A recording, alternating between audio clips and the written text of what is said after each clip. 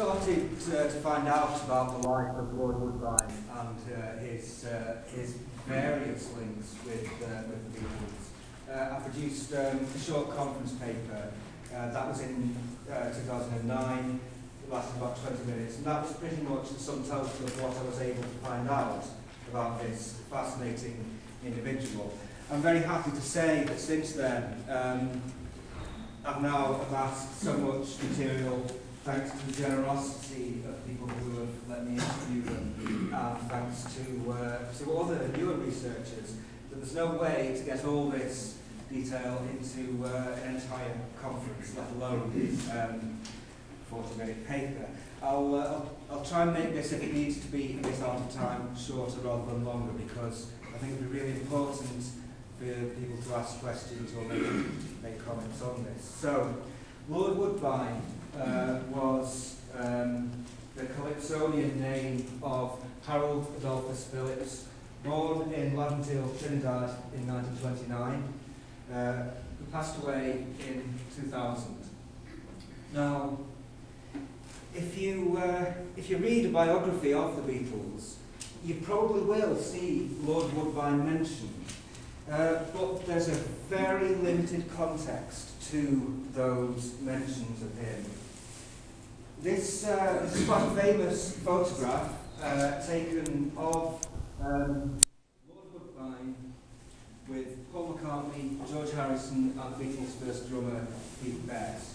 That photograph was taken on the journey, the Beatles' first journey to Hamburg. It was taken in Arnhem. Where Lord Woodbine is often mentioned, it's that he accompanied them on the trip. He was a friend of the band, quite a close friend. He also ran several nightclubs where he employed the Beatles to perform. But there's a lot that isn't said about Lord Woodbine in the official narratives of the Beatles' history. Most of the narratives of the Beatles' history are authored by white men, like me. And the name Lord Woodbine, for example, very often when he's mentioned in the books, it's, well, that was a nickname because he liked to smoke woodbines. Lord Woodbine didn't smoke, but the name Lord Woodbine recognises his distinction as a Calypsonian. The Woodbine detail actually comes from a song that a calypso he composed, featuring characters named after cigarettes. One of them was Woodbine. That is where the name comes from. So the name alone tells us something important about this man's musicianship, but that detail, for some reason, tends to be absent from most of the dominant historical narratives. It has to be said that the Beatles didn't often at all mention Lord Woodbine in interviews, although there are exceptions to that, and I will talk about those exceptions soon. But my background to this is that I began a PhD on the songs of Lennon and McCartney. I didn't know about this history when I began that. I was interested in Lennon and McCartney's relationship to working class culture. When, in the 1960s, people began to write about popular music in a scholarly way, it was as if there was this assumption, well, to justify this as an academic subject, we've got to compare the Beatles to Beethoven or Schubert, or we have to compare the Beatles' lyrics to the writings of T.S. Eliot.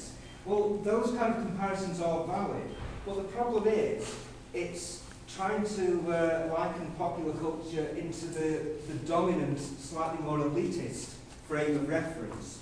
So what has tended to be overlooked over the years is the influence of working class culture on the Beatles' songs. That was what I started to research during the PhD. It was not until some way in, during my final year in fact, that I began to learn in detail about the story of Lord Woodbine. So I mentioned that to make two points.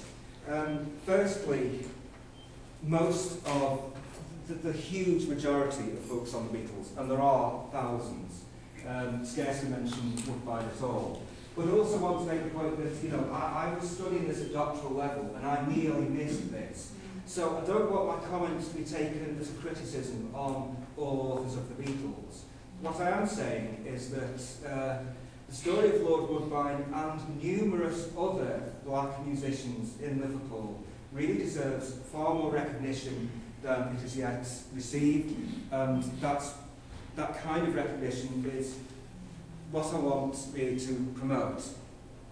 The next slide is the most important slide that I'm going to use. I need to say something about my own subjectivity here.